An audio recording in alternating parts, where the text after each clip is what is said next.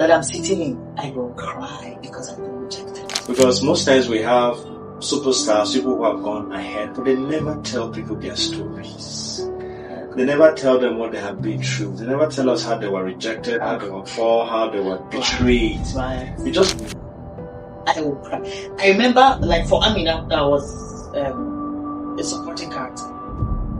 The initial character I'd been chosen for was eventually given to someone else, and it had happened like on 2 different occasions or 3 before Amina, where I am chosen. There's another one on Netflix. The pictures of me and the person who eventually played the other lead, they took us pictures. They told me the characters, the lead, everything. And I was taken in. Eventually, I told you that. So when I'm not came, I said, God, no, not taking. I remember my friend told me, she said, at a point, she's like, Mercy, are you sure you won't pray about this? Like, it seems like it's now beginning to seem like a spiritual thing. What is going on? You know? But it was a phase.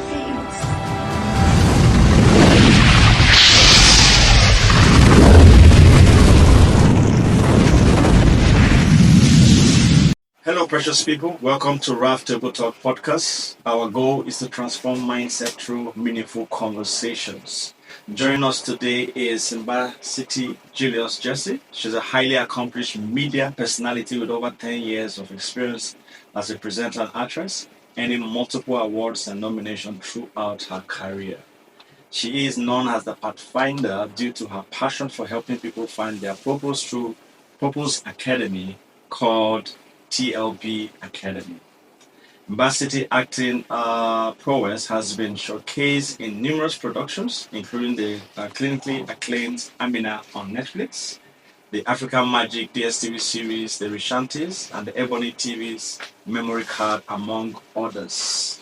It is a great privilege indeed to have you here today on this podcast. Thank you so much for having me, Coach Ralph. I'm happy It's really an honor to have somebody of your personality on the podcast today. Thank you.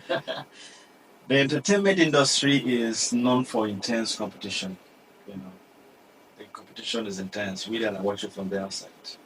So, how did you break into the movie industry while staying true to your values?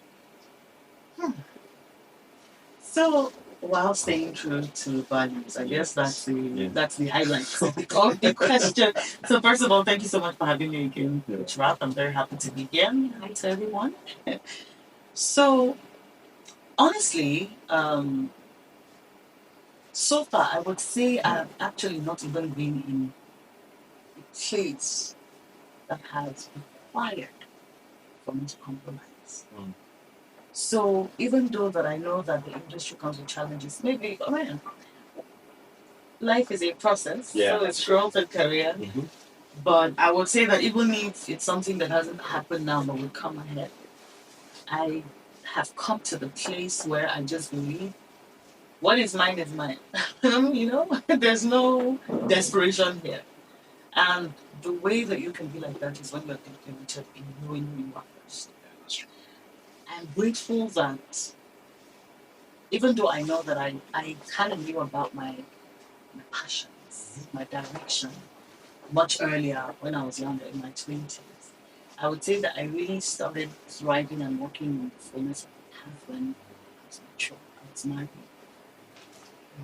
When I shot Amina in 2015, I already had my son. It was over a year. So I didn't start in my early 20s when, you're just wondering. There was a bit of maturity and understanding. And sometimes I tell myself, I say, maybe God, of course, some people have it early and they still maintain their values, but I speak from my journey. Right? Just perhaps God just kept it until a time as this, so that you're grounded. And I'm not saying that people who are over 30 don't even get tempted or get muddled in even those who are married. Or the married, it's different things for different people, different folks. But I'm grateful for my grounding, spiritual grounding. These were my foundations. So aside age and experience, these are the things that have actually kept me. Still, there'll be people who are spiritual grounded and still get so. But I'm just grateful for my path, I would say, and I've not really had to get to the place. Of course, there have been certain experiences, but not to this way it was a requirement to say, oh, you must do this to get this. No, not really, but just the regular, you would, and God helps. I mean, there's a part I will share deeper. Like yesterday, I almost broke down. I'm like, I'm chill. Let's come to the thought process. You know that I'll be able to share how you know you actually have a covering without even knowing you have a covering when you're under the wings. You know, God just raises men to just watch your back spiritually. I mean, I because and I'm going to begin to answer questions. And you give me answers for certain questions already. Go ahead. I have a feeling that's what I'm about to do. Go ahead. Please go ahead. Because it is important to acknowledge the fact that, you know, one time I feel like just sitting with God, I think, because it's not just during your quiet time. It's almost just getting to the place where, not almost actually, getting to the place where you realize that some of us, I would usually say, you know, people who have the call in the church, say you are lucky. You're within the environment that encourages you to remain saints. For people like us, we're called as sheep in the midst of the wolves. You know. So it's truly a place of exposure, and it's important to have the understanding and the mindset that this is where you've been called, and you can't run away from it. It was a process of growth for me, and so that's why I will still talk about the truth. It plays everything that we mentioned has played a part in keeping me grounded. I mean, I got born again at what 16, you know, and built a love relationship with God and not a religious one. Yeah. So there's a deeper understanding of things which grows because you never really stop learning and growing. But I'm grateful for how I met God. All of this have, and literally I met God in the place of expressing my gifts and my talents. I joined the youth ministry, you know, and some days we'll go and all we do is sing in the Holy Spirit and worship for 4 hours. And, you know, so there was a grounding, and all of that prepared me from where I am. So it taught me not to run away. Yeah. When I even see the signs, because now I still go, like, you still go and shoot. You shoot with people who don't have the same values as you. Yeah. And we're sent there. We're sent. We're sent. Sent. So, and the sender will keep you. Yeah. So that's also something we need to understand. That it's not a place to run around and say, oh, the values don't align. Oh, you can compromise. No, you can actually live there and not have to. There are people who have gone ahead and haven't had to compromise. So there are people to look up to as well. Yeah, and that's why that's why I have to have you here today, because there may be young people who have the calling to go into the movie industry, and they've heard a lot about what's going on there, and they're wondering, I'd rather not even try. You know, but like you said, you're sent there for a reason. There's a reason why you're there. So what would you say to people like that who may have this calling, they really want to act, but they've seen what is happening, you hear people who have sold their soul to the devil, you see actors who have committed suicide, people Wow. what's happening there? Is it really meant for people who love God? Godly people still act. I mean, work in Nollywood, Hollywood, and all the woods that you think of. So what would you say to such a Christian who has such aspiration? That's the way you're wired. That's a gifting well given to you.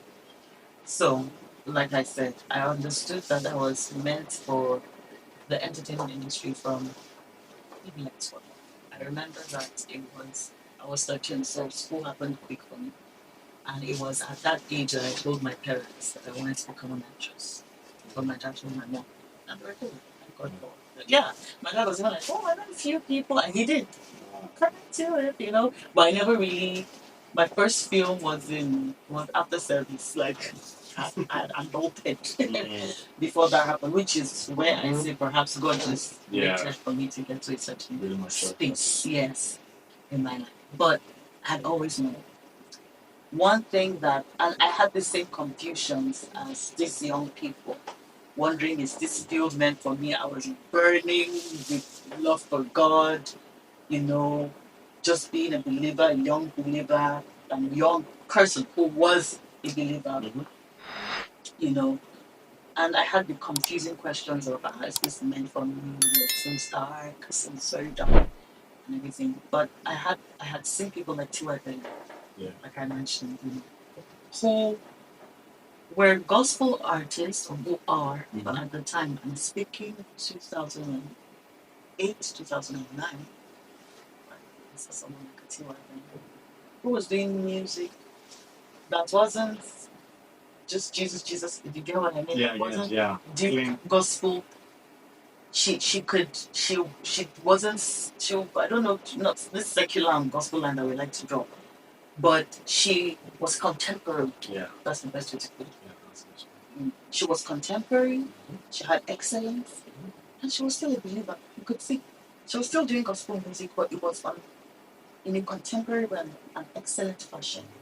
And I'm like, it's you, right? I literally, if you guys to watch this, I actually, someone who knew her saw how I was obsessed with her because I had like two of her albums. I had everything. Like, T.Y. Bello was just all over the place in my life. They're like, if you like her this much, I know someone who knows her. I could make the connect, and I got to speak with her one day, and blah, blah, blah, just around there.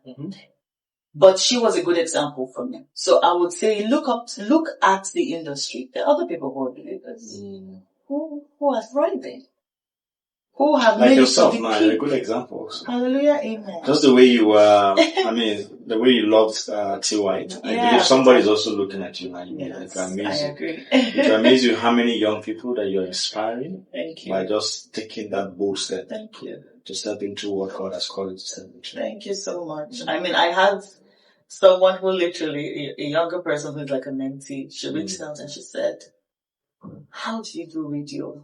She said, because now I'm doing radio, I have to play all the secular songs. Too. I will not even listen to. And I did radio in Jos, for example, for 8 years. Wow. Before then, I'll not even listen to secular music, to be honest. I had an ear for music, but I chose one. Till today, if you go through my phone, there are certain secular songs that I like. I won't even dispute that even as a believer.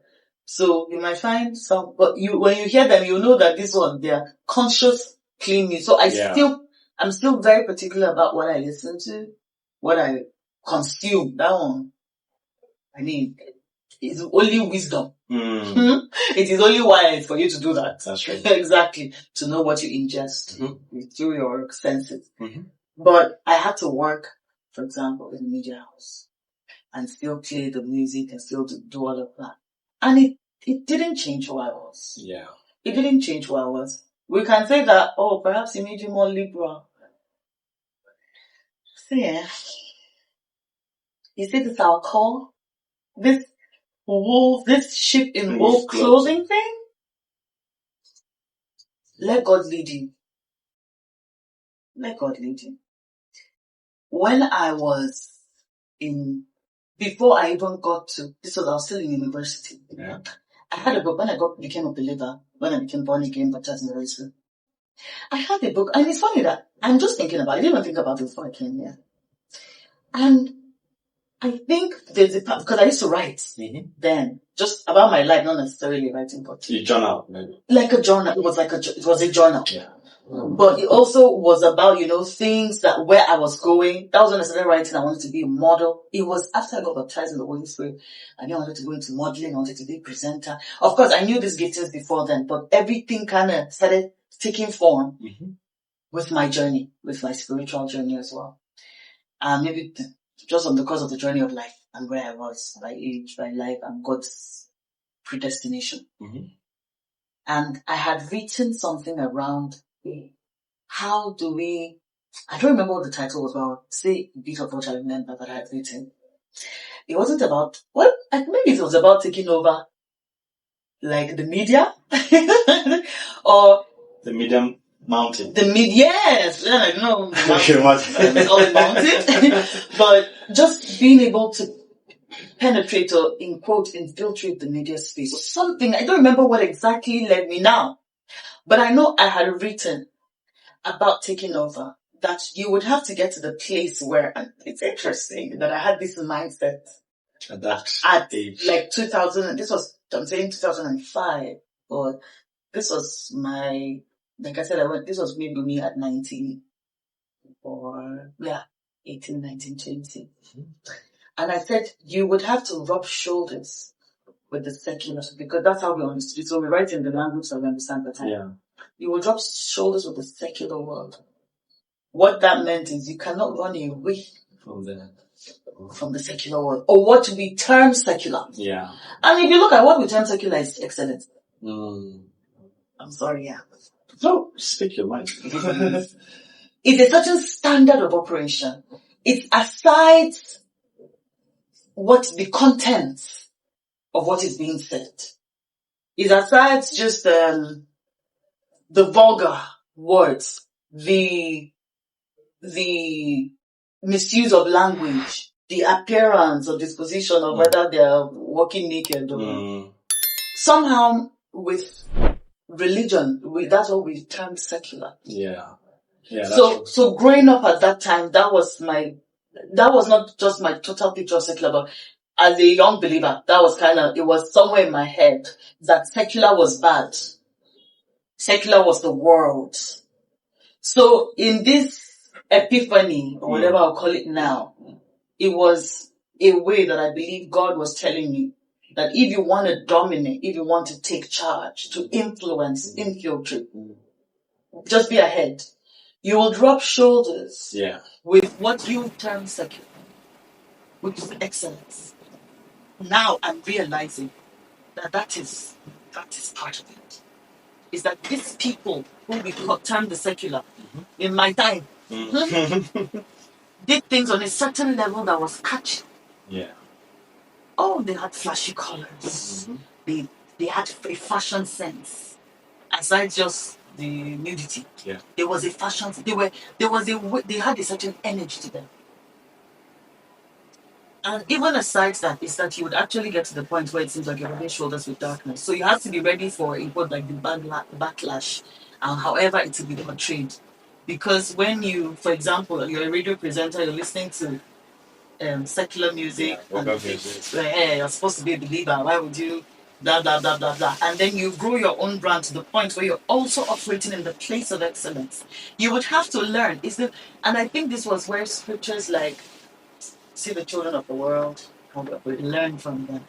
I believe that Jesus is exactly this thing. So time will come in your journey where you will rub shoulders with unbelievers, with people that you say, oh, light and darkness have nothing in common. God can actually send you there. So we'll learn, so that you can apply it to yourself. But what you're learning is the modus operandi of, again, I don't know the best way to put it, but to say this, operating on a certain dimension, because they understand influence, dominance, excellence, taking over. That's it. Taking over. There's just a certain standard that you come from that people cannot ignore you. Yeah, that's true. Which is what we term secular functions by. It's excellence. And I think that's the expectation that God has for His children. Who is excellence? God is excellence. That is how He operates. But the problem is that sometimes you see gospel songs, gospel music, people just believe that because you have Jesus in it, there's no need for excellence. Exactly, that's the problem. I've tried watching some Christian movies on YouTube, and there's no excellence. And I'm thinking that, like you said, I think the mission field is actually the one. That's where we are meant to be. Yes. We can't avoid it. Exactly. That is even the calling. Exactly. The church is not the calling. The church is where we prepare, is where we get equipped to go into the world. So don't shine in the midst of light. Of course, it makes no sense to be shining in church, actually. It's in darkness that your light is needed. And that's why Christ said you have to be as gentle as a dove and as wise as a serpent. Because He knows the kind of people we are going to be doing business with. So if you look at the Bible, the heroes of the Bible, they all succeeded because of what they did in the secular world. Joseph succeeded because they were able to see his wisdom. Yes. Was able to serve. And that's how he rose to the top. And I have something to say about that. Okay. And then Daniel also was himself for kings who were not Christians, who were not of God. His excellence throughout. So I think it's important that and it seems like I remember the question you asked me clearly about, what would you say to people who are younger who are looking? It's that most of the time, the reason why we don't step out is this fear of getting mingled in the dark.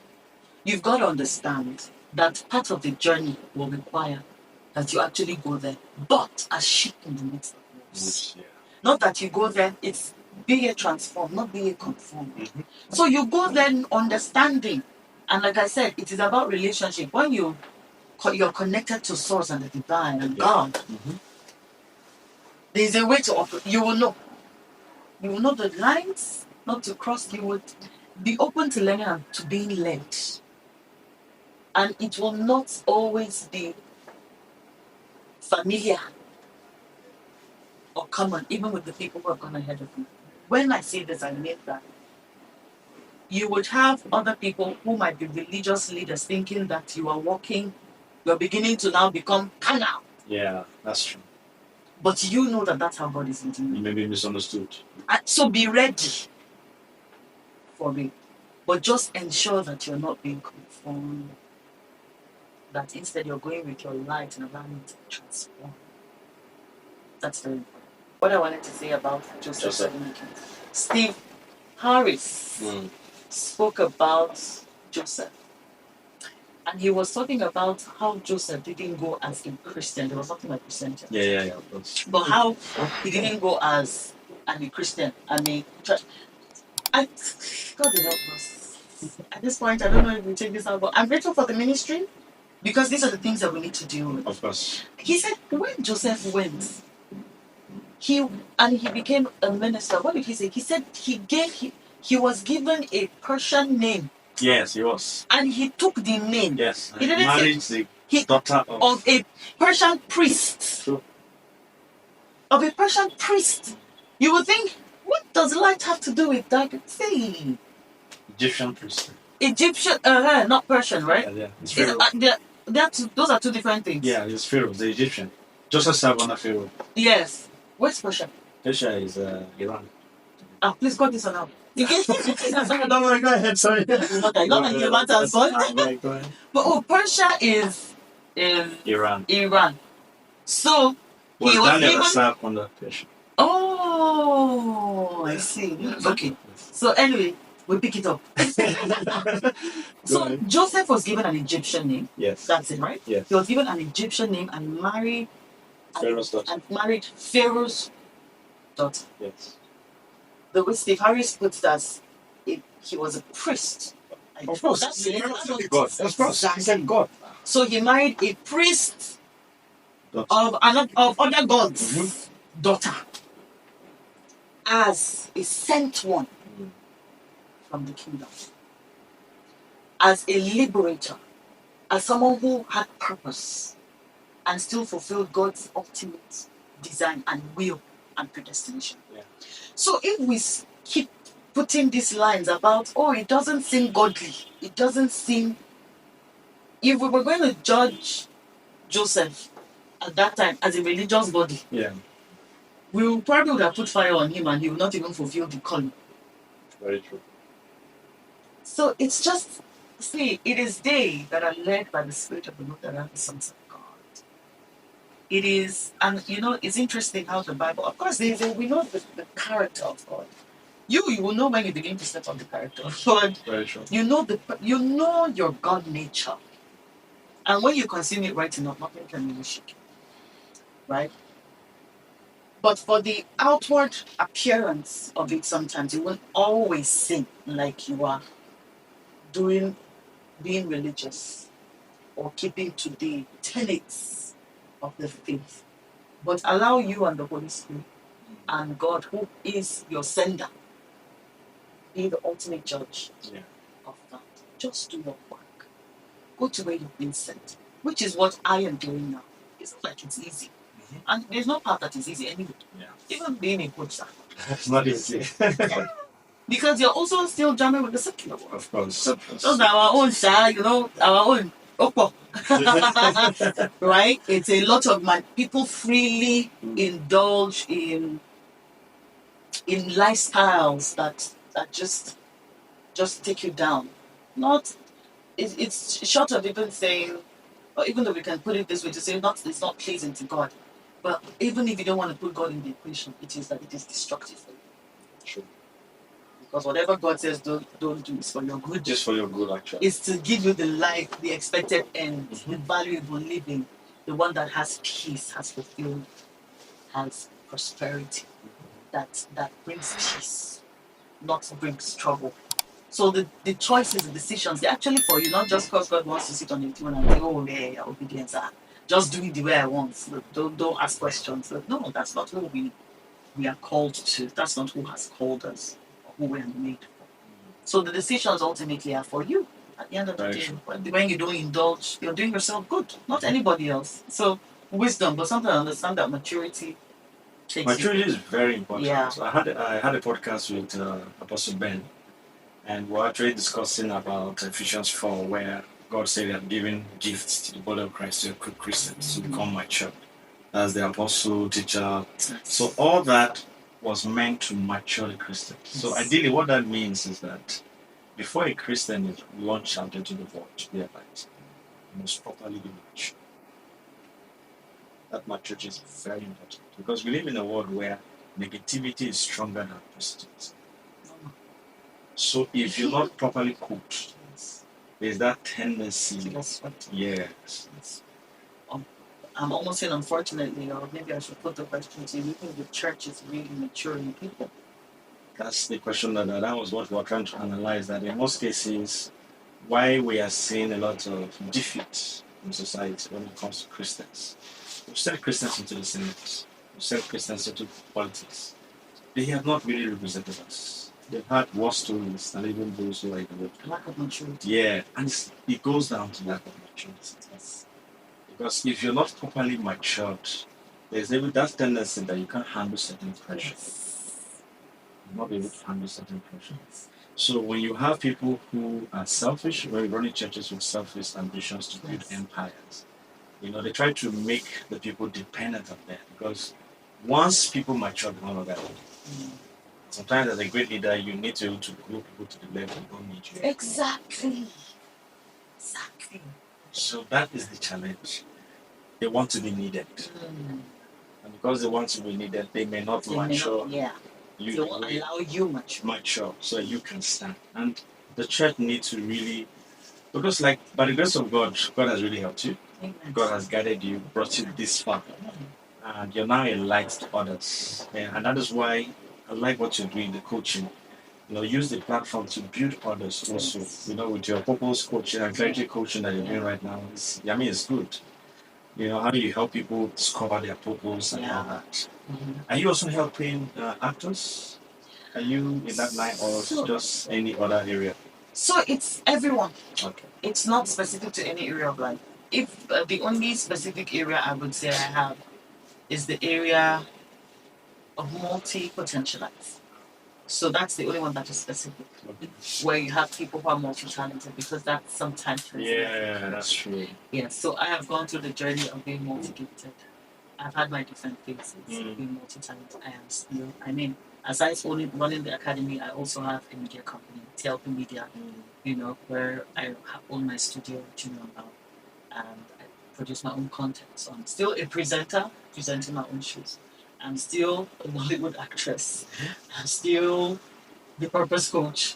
So I'm still a multifaceted person. Yes. I sing, but to myself now. I need to the glory of God just by myself. Every now and then I sing on my platforms. So I understand the struggles of feeling like you're just all over the place and you're not in one place. Yeah. So that's the one that is specific. Besides that, honestly, I believe that I'm called to everything. It is purpose alignment. I'm called to align people to me. And I'm grateful. Now I can own it because I understand that it's a gift. It's not my skill has given me. No, I've come to this where I've humbly said, God. Yeah, sometimes it comes as a gift and you have to hone it. Yes, definitely. I have a degree in psychology. Right? Even though when I got that degree, I didn't know where else. It was just Chanky Chanka is what they call it in House, but it's like you just choose random selection or something like that. Yeah. Microbiology. I asked my brother, microbiology or psychology, which one is easier? He says microbiology is tougher than medicine. I said, thank you. And I just chose psychology, finish. So that's how I thought. I mean, it's that I'm grateful for that because that was God's will directing my path. It Sometimes eventually God worked out has a for way me. of. Yes. You know. So aside that, of course, other courses, I mean, we spoke about NLP, Yeah. just these other things that I need to do to hone the gifting. But ultimately, I know that I've been given the gift of counsel. So I'm grateful for my media arm, what I do, because that's how now I bring value to even the academy and to just everything. I don't even know how God. Sometimes the confusion of God. Why do I even have so many? Where do they align? Why does it come? Sure, that's why I want to say. Let's say somebody is watching right now. Because it happened to me one time, like where you have so many things you want at a time. So when you're that kind of multifaceted person, what advice will you give? Because most times I feel that even if you have a lot of talent, you can't chase more than one rabbit at the same time. Yes. What strategy will you give to somebody who has been giving? We spoke about the Bible says just Christ gave some 5 talents, 2 talents, 1 talent. You have 5 talents, and you're just starting. You can't just be running with the 5 again. Yeah. How will you guide this person to have some direction? Yes. Or to hire on. So first off, that was a scripture God gave me for comfort when I started feeling, and I literally had someone tell me, "You, Dama, you want to do everything," literally, and it got to me. And the only reason it got to me because even I was at a place where I'm like, "Dear Lord, what is this?" And I'm like, you have no idea the struggle that it is for me to be able to do more than one thing. So it's not like I'll tell my niece, I say, you're lucky, you just want to be a chef. That's all you want to do. You're a specialist. All your attention is the easy peasy. I say, but for us, it's a struggle. Yeah. And then God let me know to some like a 5, to some 2, to some 1. And that, I'm like, okay, it's in the plan. And I could rest and own it. Now here's what I'll say. Your giftings have seasons. Everything around the gift has a season for manifesting. But nobody can exactly. People, like for me, with my call, I can give you some guidance to discover what exactly, after some questions and all of that. But ultimately, you are the one who has the compass from within to know exactly what you should be doing in this season of your life. So somehow you would know within you that I know I can sing, I can dance, I can act, and they're all connected, usually. Yeah. I want to do poetry, I want to do this, I want to do that. See, but now I feel like I should focus on my music. It's just somehow you just know what is priority in the moment. Sometimes you might feel like it is possible for you to do 2 things at the same time. So I feel like I should join the choir. And then if there are auditions here and there, I should also go for auditions. So you're feeling both giftings at the same time. Yeah. But ultimately, there's a compass from within you. And that's why even when I coach, I tell people, listen to your inner guide. That's the best way. Even with counseling, when people say, which is the best advice to take? What's the best advice to take? Last time, you take the advice that aligns with your within. Because 10 people can tell you different things to do. But the one you eventually do is the one that settles from within. So I tell people, pay attention to your core. And really, your core is your connection with the divine. Really? It's just to listen to what's the voice of God, which is truly the voice of spirit within you. What is he saying in this time? What's your nudge? Which passion is tugging more in this season? They don't all tug at the same time. You can know that you have the ability to do all of them, but you will know that there's one that stands out in this season.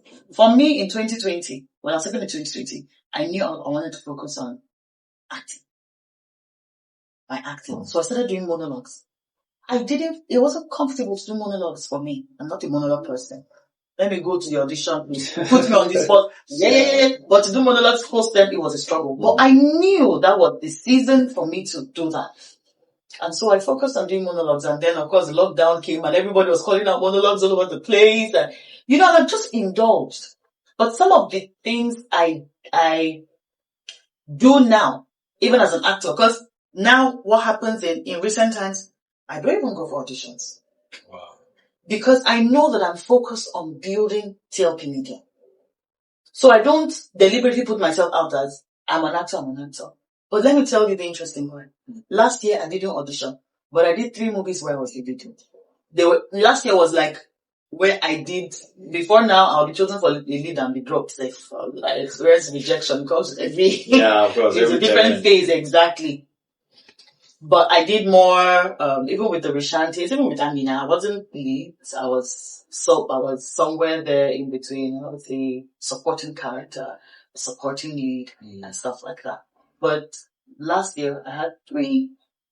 One that's Carrier on DSTV, Niger Next Gen, it's on YouTube now. I'm hoping to get on bigger platforms. And which was the other one? I did another one for YouTube, the JJC Skills. The More. I was all called to come take the roles. Last thing we need you, then when you call, they say, okay, can you send us a monologue? Can you do this? Just send us something. But I first get a call. I was first picked to do it. Not that I went and showed up and had to. Has God opened doors for you? Yes. However, all these I build up from 2020. Everything is a seed. Every season is a seed. I agree with you. Every season is a seed. So it was because I could do that and I got seen. And then, I went to shoot in Taraba at the ending of that year. Because I had done that, other people had seen it, who probably didn't even reach out then. But a couple of months down the line, they reach out to say, send me a monologue for this. I have something coming up. Do this. And then those jobs that I did from the season of my life where I thought acting was a big deal are the ones who other people have also seen to now call me for these other jobs. Where now that I'm acting I'm not jumping on every audition like I did in that season or every monologue. The things are beginning to sprout. Yeah, it's a different season. Exactly. Because I like what you said. Every season, whatever you do is a seed for the next season. Yes. And sometimes the rejection will become a blessing another season. It is. No, so it is. I mean, look at where we are. Yeah. When I did Career, where I was the lead, was a totally Hausa movie. Yesterday, the Hausa straight up, like Hausa speaking start to finish. On the day of the premiering, we sat down, we watched, and when I came back, I sat in my car and I was listening to Weko Bureau, the song by Samsung, and I started crying. I'm getting teary-eyed now. For real. Are you serious? Oh my goodness. And I said, I did a video, because I'm a social media girl. And I said, you want to give me some tissue? Yes. And I said, I'll suck it up. I'm used to this. Don't mind me. But thank you, just in case I can't suck it up. Thank you so much. And I said, I remember days when in this same car that I'm sitting in, I will cry because I've been rejected. I will cry. I remember, like for Amina, that was a supporting character. The initial character I'd been chosen for was eventually given to someone else. And it had happened like on 2 different occasions or 3 before Amina, where I am chosen. In fact, there's another one on Netflix. The pictures of me and the person who eventually played the other lead, they took us pictures. They told me the character I was playing, the lead, everything. And it was taken away. Wow. Eventually, I didn't feel that. So when Amina came, I said, God, no, not again. I remember my friend told me, she said, at a point, she's like, Mercy, are you sure you won't pray about this? Like, it seems like, it's now beginning to seem like a spiritual thing. What is going on? But it was a phase. It was not anybody, no village people, anything. It was part of the process. It was part of the process. And we all will have these seasons where it seems like we are being rejected. Or for whatever, maybe God uses it to humble us. I don't even know why it's part of the process to success. Well, maybe you understand. But I really agree with you, because when you're talking to, I should have started looking for my own handkerchief. Sorry, sir. Because I've been through rejection. I understand what you're saying, and I think is a way to purify us. Sometimes you have to go through, you have to go through rejection, even betrayal sometimes. Yes, sir. It's part of it comes with the terrain. It's purification. Yes, I think it's the purification. Yeah, you go through rejection, disappointment, even betrayal by those that you feel are supposed to be there for you. Musi spoke about this at the GF. Wow. Muslim Quality, his first, his session. fireside chat, with Sun. And he said when people close him, so he broke it down. He says, I have my 12 disciples, I have my 3 people, I climbed the mount like Jesus and everything. He says, when the ones close to you are the ones who eventually. Yeah, I remember he said. Do the stand. So, yeah, I mean, all of these things are, you can say, may we not experience it, God forbid anything. But I guess human nature. I like what you were saying, because somebody's watching right now and may feel that something's wrong with me. I have suffered rejection. Yes. People are betraying me. Yes. Maybe this is not for me. Maybe this, because, unfortunately, I'm happy that you're vulnerable, because most times we have superstars, people who have gone ahead, but they never tell people their stories. They never tell them what they have been through. They never tell us how they were rejected, how they were fall, how they were betrayed. Right. You just see them in their Rolls Royce glory of like, I want to be like this guy, But, you may envy them, but maybe you will not envy what they have been through. Exactly. There's always that purifying, and I like how you put it. There's always a purifying process. You will get stripped off at some point. Stripped off, really, truly. Like I said, it might be to humble you. Stripped off of your ego. Particularly the flesh. Just that, because these are the things. Just learning how to let go. Be broken. It's a stripping off. It's a purification. It's a purification process. And I think there's a place in God that you may not be able to step into until you begin to love those who are betrayed. Joseph had to reach to that point where he had to love those who left him. They knew how terrible what he did to Joseph, that even after so many years with Joseph, they were still scared. Yes. Because they knew the wickedness inflicted with Joseph. And looking at Joseph's story just tells that there's a dimension that you may not enter into until God begin to forgive those who have betrayed you. And it's part of the process. I've got a spiritual, Pastor Daniel Obok. He talks about how we are all growing into maturity to become like God. This whole journey is to be made in this image and likeness, to be perfected, to become. This thing that you say about love, God is love. So the more you get broken and this extra dimension you speak about is actually an extra dimension to being more like God. Yeah, that's true. That's it. It's just growth in becoming more like Him. It's becoming like Him. And so it opens you to certain dimensions of God. Because it's maturity, you're becoming more like Him. That's what it's a journey of love. It's a journey of becoming. It's becoming love. Yes. Yeah. It's not even what you have acquired. No, sir. It's what have you become. Becoming. It's your spirit. It's the soul work. That's it. And that is what is ultimate for the creator. It's becoming sons. It's being made. It's not about. It's beyond here. Yeah, it's beyond here. It's beyond here. So yeah. Anyway, all this from me breaking down. But yeah, I was so grateful, and I shared that video, and I'm glad that it touched the people that it did, because I said I remember. The song I was listening to was Wekobiro, Samsung. I played that song going to the set of Phenomena like every day. It was like just consistently playing. And then here it was playing on the day that I also am lead for the movie. That movie, it was put on Big Brother Niger. Like, I had people sending me videos when everybody is watching Big Brother, yes, because DSTV is sponsored. Yes. So they were saying there were 3 indigenous movies. And here was in passages. This is you.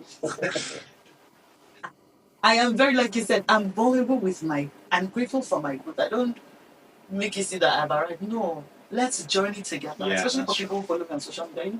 It's a journey, and every time I'm in awe of the next level of whatever I've stepped into, you will see the awe. I don't hide it. I'm like, yeah, we got here, really? Oh, not like, it's all right. We knew it will come. Yes, but wow. Yes, but wow. Yeah. We got here. So I'm great. It was a big season in my life when the film came out. I was all over buses in Adamawa State, all over billboards in Kano State. They all about, they had posters. It was a DSTV promotion. So I was on posters, on Everywhere. heads, on buses, on everywhere. People would do videos, they would send to me. This was 2023. Do video, they will say, NBC, you hear my friend Julie did a video. She was watching the eviction for Big Brother. She did a video like, MB, you're a superstar. Like my friend, she was just excited. Yeah. My secondary school classmates, in fact, I didn't even see it. They were the ones who posted it on our platform, secondary school, and they're like, look what we saw, Basti. I didn't even know how they could recognize because it was half of my face. And I'm like, oh my goodness, this is delicious. So it was everything that made me reflect and see how far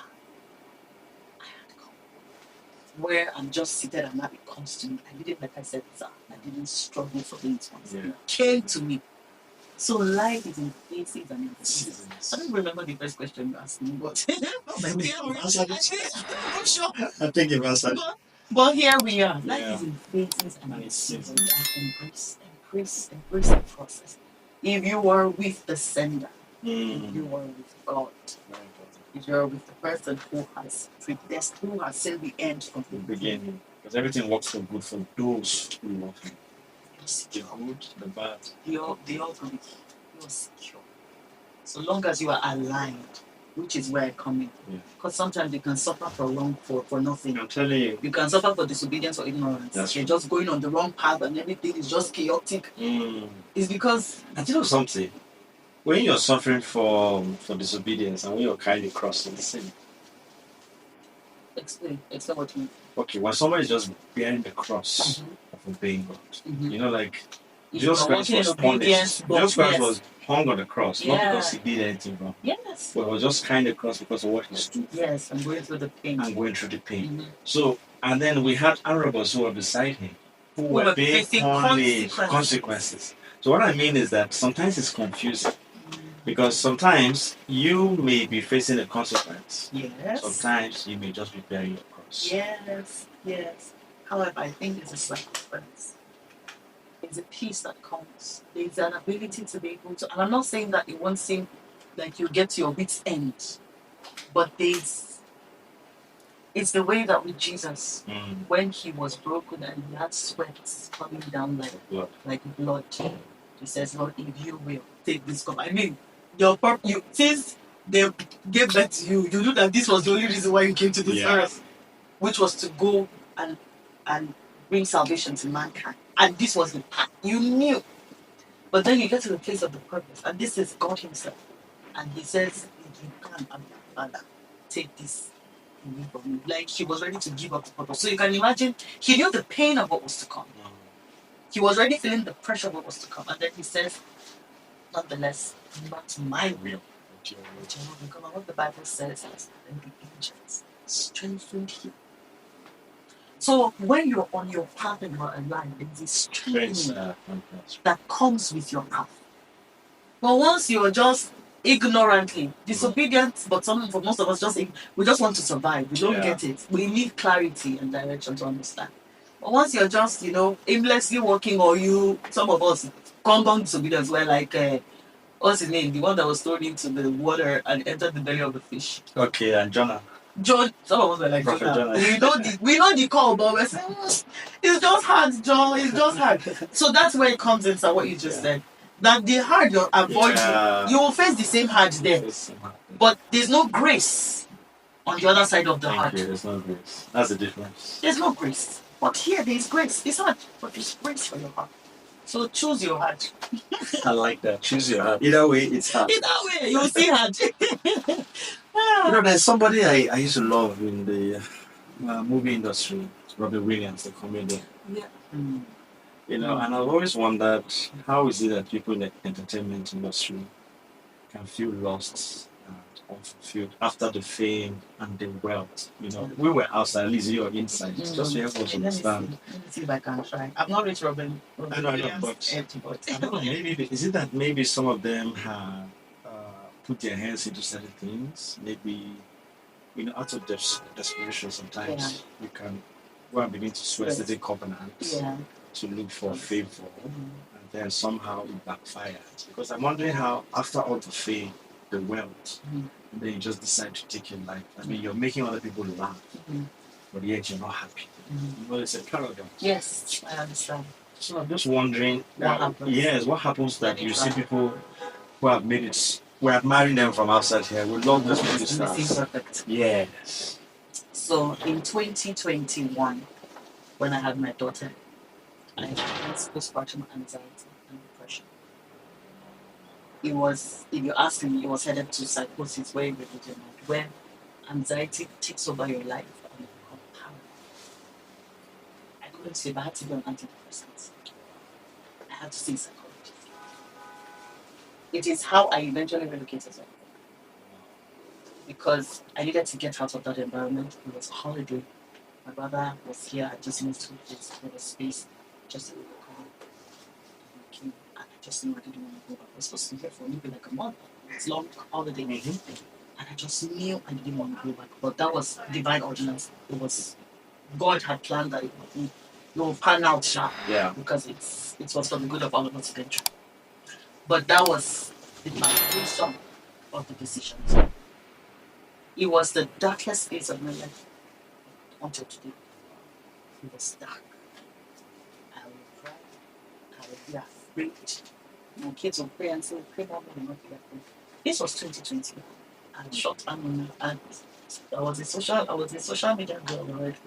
People knew me. People were following even my pregnancy journey because I'm a storyteller. Yeah. I was already a in quote celebrity in my life.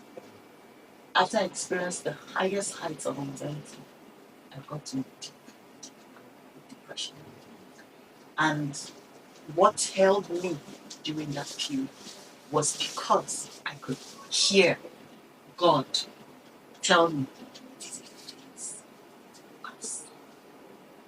So what that involved was that I would look myself in the mirror and I'm crying and I'm saying, "Capacity, face,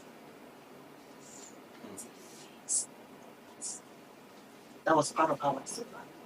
I'm saying this so you understand that even celebrities go through dark seasons. And sometimes it might not have the right help to get out. It might not even be that they put their hands in it. It might just be that life got them. So, because for me, even my pastor, Sakila used to say, at the end of the year, he had to bring me up on stage to say, this is a testimony. Because he had an idea. I sent him, I'll just say that please just pray for me. It was fervent. You know. And he says, you would wonder, why would she now be depressed? Yeah. She had a baby girl. I had two boys. This was a girl. So you think that it will be the most exciting delivery? Like, why not? Excuse me. What is depressing? Making you anxious. Make it make sense. But there were other psychosocial factors around my life that contributed to what I was experiencing. Different other factors. I've shared it on I've shared it on other platforms. Yeah. It was a spiritual journey for me in relearning what I thought God was. What I'm going to say what I know what I'm saying. How I used to see God. What perspective I had of Him. I had to learn all over during that season. Story for another day. It's all No problem. That one is another journey. So just to say, people go through. Celebrities are also human beings trying to make sense of this journey called life. They would have mistakes, confusion, experiences, highs, lows, just like everybody else. And again, like I said, they did not have the right support. For me, my anchor was spirituality. Coach Ralph, I say one day I thought God, what God was saying in Basque, you don't believe there's this lies. Because so something happened that it seemed like I trusted God for something. I thought we were on the same page. It did not happen. So I felt betrayed. Like, so why didn't you tell me? Like, I'm not there for fearing. I love you. We have a relationship. Why did you allow this? And then when that happens, I place another request, and at the back of my mind, I'm like, let me see if you after this one or not. It did not happen. It did not happen. It exceeded. It was worse than even the other was with my kids. I said, oh. So then I was even already broken before then. Say maybe there's a problem in my trusting or how I see God, because why? So I was already at a mental state. This was even before I gave birth. I gave birth, delivery was good, everything. Then I had the baby, my blood pressure goes up. My mom had high blood pressure all her life. From when I was born all her life. That's all from me. And I was that last. She had my fifth. So that's all I saw. How unmet. And then one day she's dancing at the house for party. And she slops and dance. Yes. So it had always been a prayer that I would not go to come. Then here I was being diagnosed with postpartum hypertension. What I had been praying for. And there's a thing, like I keep saying, that experience made me realize there's a thin line between faith and fear. Most of the things you're applying faith for, if you shift small, it can switch your faith shifts. Like health, healing, blah blah blah. The flip side is usually the opposite. And so when I after feeling betrayed by God on the other things that had preceded, then this diagnosis came. Oh, you start making, you never stop it. So all that I've been saying would never be me in Jesus' name. It just is beginning to play out. And because I already felt like God, maybe you're bipolar, but don't mind me. But it's almost like God was saying, "You make me feel like I've heard that before, but it became real then. Like you need like I can change my mind easily. Like I'm unpredictable. That's kind of how you place it. But that experience made me seem like some prayers you answer, some will not answer. So what's the guarantee that I will truly get the life that is not like my mother's? So be anxious for nothing, but be anxious for everything at this point. So the fear started building up on everything. So when you don't have faith, you just become paranoid. You're just afraid that it's almost like you're vulnerable. So I wasn't in charge of my mind. And trust the enemy to position right, to send all the darts that faith is supposed to quench. All the fiery darts.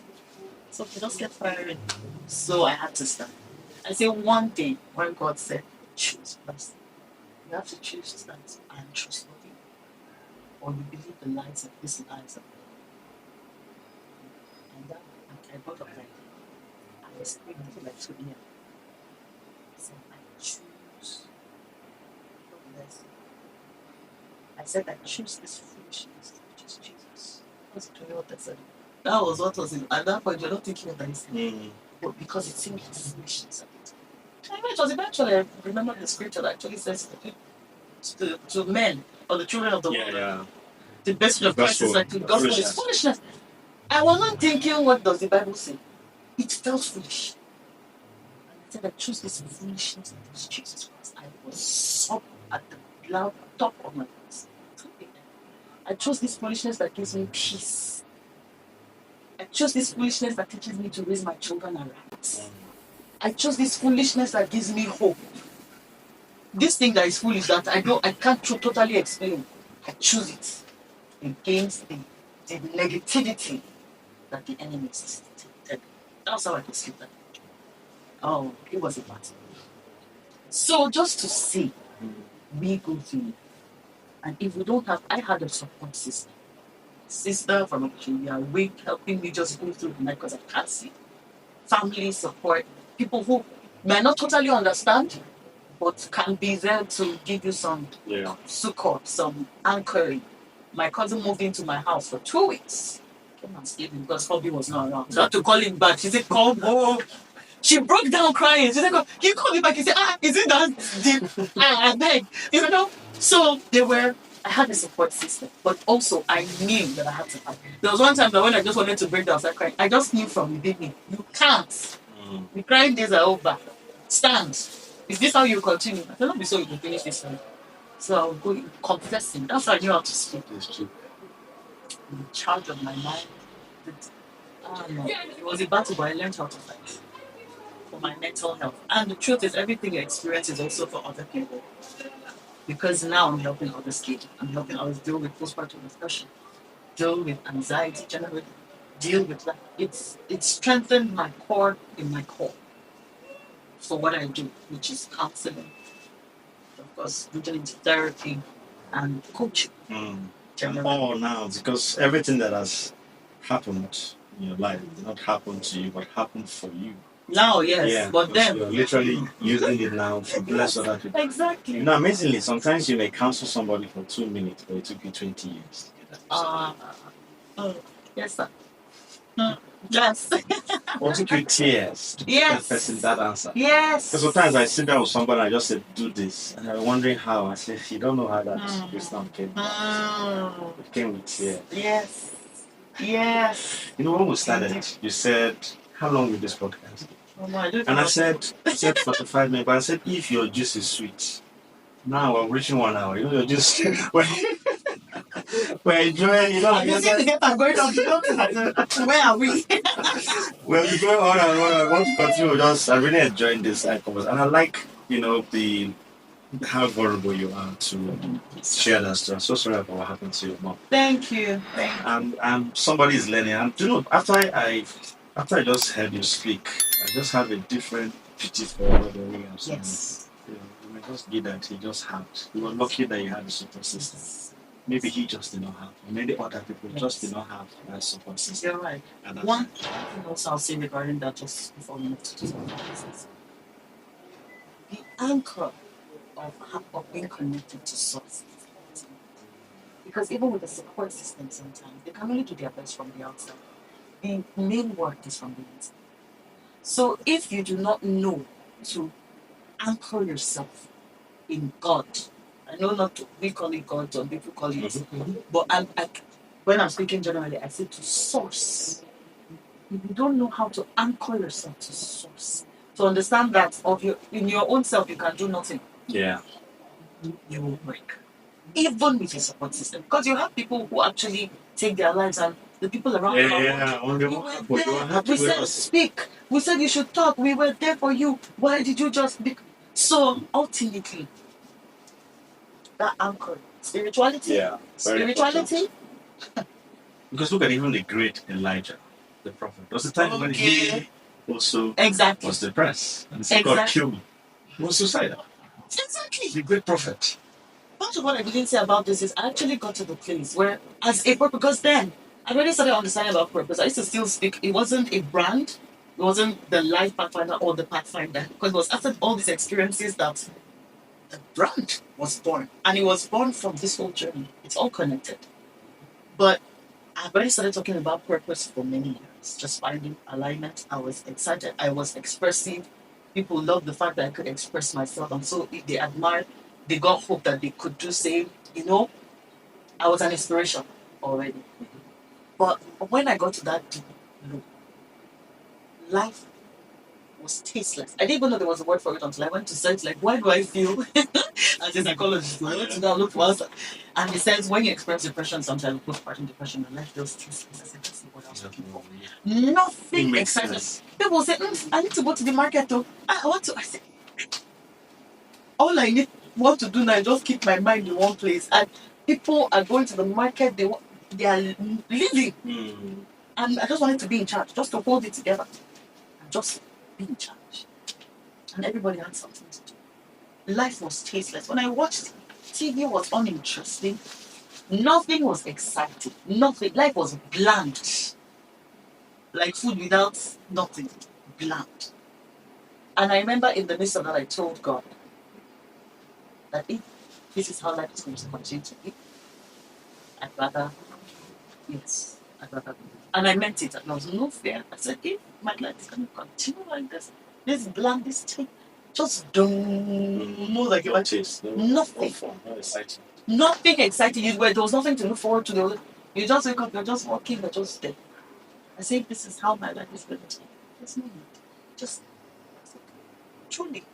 So I'd rather be gone than be here. But gradually, because there are other things to do, taking walks, connecting with nature. There are different things that help with therapy. Nature does it so much for me. Nature soul detoxes for me. And I know it's all for most. It's not just something. Yeah, like for me, walking up to helps. Yeah, there's different things you can do that can help. But primarily, as you said, is being rooted in God. Yes, sir. That's it.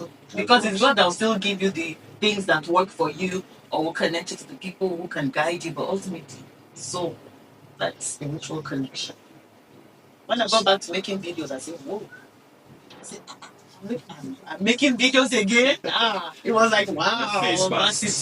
Yes, here we are. But you know, it is said that you can better help people than you used to be. Yes, sir. So now that you have been delivered from that phase, I believe that those who are in that phase now, they're the best person they should come. And I'm here for it. You're here for it. I'm here for it. Thank you so much. We've come to the end of this podcast. There's the last question I usually like to ask. What impact do you want to be remembered for? Helping people find their path to life. That's my core. That's what I've come to realize is my own purpose. Aside the manifestation of the journey of it. Because purpose is a journey. That's also something I see. It's not a destination. Yeah. Everything about your life, so long as you're in alignment, even when you're not. That's why the Bible says, even what the enemy meant for bad, God turns for good. Even when you're not, the moment you realize and you align, everything comes together again. And the journey continues. And I've come to realize that it doesn't matter what I do, whether it's Nollywood, my media business, or media entrepreneurship, with the academy, my core, my essence is to help people find their purpose. So that's what I want to remember. Someone, you see how people remember Max Monroe? Yeah. I know that those are my Oprah Winfrey, actually. I don't know how it's connected. God and his things. I'm still finding my path. It's not like I've totally found it. So I think like that. I still have questions. I think every season has a purpose. Yes, every season has its purpose. But these two people, so maybe Oprah for media, I feel connected to them. Miles Monroe for purpose. Yeah. That's it. That's my life. That's my life. Thank you so much for coming. Thank you for having me. Now, if somebody wants to contact you, maybe there's a lady, a guy who's confused, who's depressed, who is multifaceted, as you said, and just needs clarity, how can they reach out? Where can they find you? So I've got, for quicker access, I would say, come to Instagram and leave me a DM at Ambassador Jessie. So I'm at Ambassador Jessie on Instagram, on TikTok. These are my active platforms. I'm on Facebook too, but I have this. But Instagram, TikTok. I also have a website. Okay. Yes, so you can do the lifepathfinder.com. Right. But like I said, for quicker, more one-on-one access, hit me up on Instagram or TikTok. Just at Ambassador Jessie is the handle for. Thank you. You're welcome. We're so blessed. Thank you for having me. Thank you. Cheers. All right, thank you everyone. Like, subscribe, and share. Thank you.